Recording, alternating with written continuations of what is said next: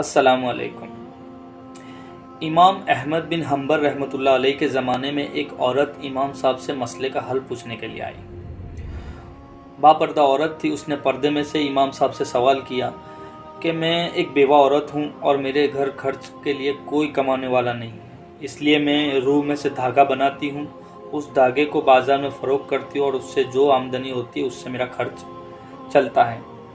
میں رات کو چاند کے اجالے میں دھاگا بنتی ہوں، میرے گھر کوئی فانوس نہیں ہے، لیکن کبھی کبھی میرے گھر کے آنگن میں سے لشکر گزرتا ہے بادشاہ کا۔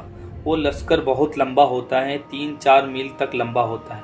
وہ لشکر کے پاس فانوس ہوتی ہے، بہت ساری فانوس، اس کا اجالا میرے گھر کے آنگن میں پڑتا ہے تو میں کبھی کبھی اس اجالے میں دھاگا بون لیتی ہوں۔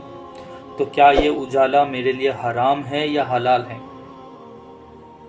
کیونکہ میں نے اس کے لیے کوئی پیسہ نہیں دیا، نہ میں نے اس کو خود مانگا ہے، بس وہ اجالا ہے تو اس اجالے میں دھاگا بون لیتی ہوں، یہ میرے لیے حرام ہے یا حلال ہے؟ امام صاحب نے کہا کہ میں اندر سے پورا ہل گیا کہ کسی کا تقویٰ اتنے اعلیٰ درجہ، اتنے بلند درجے کا بھی ہو سکتا ہے کہ اتنی چھوٹی سی بات کے لیے انہوں نے مجھ سے یہ سوال پوچھا کہ اتنا اعلیٰ اور اتنا بلند تقویٰ، اللہ کا در کیسے ہو سکتا ہے؟ اس کچھ وقت کے لیے امام صاحب خاموش ہو رہے، پھر عورت نے پھر دریافت کیا تو امام صاحب نے جواب دیا کہ مسئلہ یہ ہے کہ وہ اجالا تو سب کے لیے حلال ہے لیکن صرف تمہارے لیے حرام ہے، کیونکہ تمہارا تقویٰ اتنا اعلیٰ اور اتنا بلند ہے۔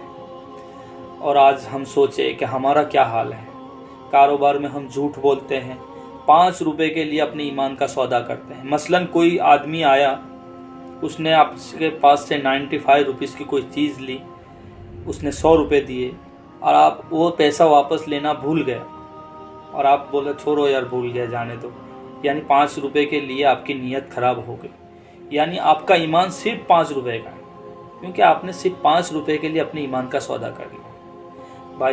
بھائیو، حلال اور حرام کی تمیز کرو۔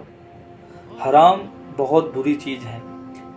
ہمارے ایمان کے اندر جو 5 ستون ہیں، کلمہ لا الہ الا اللہ، نماز، روزہ، زکوٰۃ اور حج، اس کے بعد سب سے پہلے آتا ہے حلال رزق۔ حلال رزق پہ ہی ہماری عبادتوں کا دار و مدار ہے۔